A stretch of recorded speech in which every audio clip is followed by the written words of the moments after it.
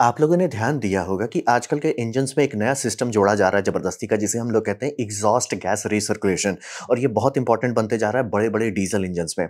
तो ये समझना बहुत ज़रूरी है कि इंजन एक स्वीट स्पॉट पे ही सबसे ज़्यादा ऑप्टिमम रहता है। अगर आप इंजन को कम लोड करते हैं, वो एक्चुअली ज़्यादा तेल खाने लगता है। कारण ये होता है कि इंजन में बहुत सारे पैरासिटिक लॉसेस होते हैं, चाहे वो वाल्व ट्रेन का हो, चाहे वो पंपिंग ड्रेन हो, ये सारी चीज़ बहुत लोड डालते हैं इंजन पे। अगर वो ऑप्टिमम स्वीट स्पॉट पे है तो बम-बम है, कोई दिक्कत नहीं है, बहुत छोटा हिस्सा हो जाता है वो प्रोपोर्शनेटली।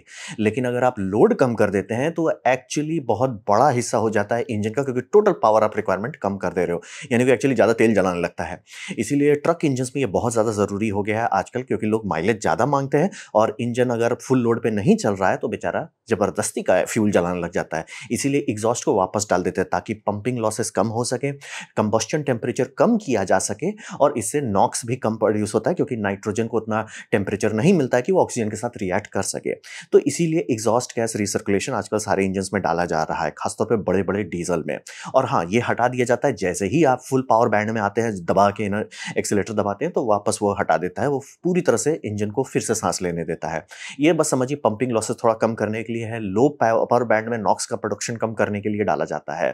ये सिस्टम फचांग वाला बहुत है और लोग इससे बहुत नफरत करते हैं, क्योंकि इसका जो पहला बैच मार्केट में उतारा गया था वो अताई घटिया था और भगवान भरोसे चल रहा था। जो साफ करने का कोई सिस्टम था ना, उसको मेंटेन करने का कोई सिस्टम था, तो बहुत ज़्यादा खराब रेपुटेशन हुआ मार्क 1 प्रोडक्ट से।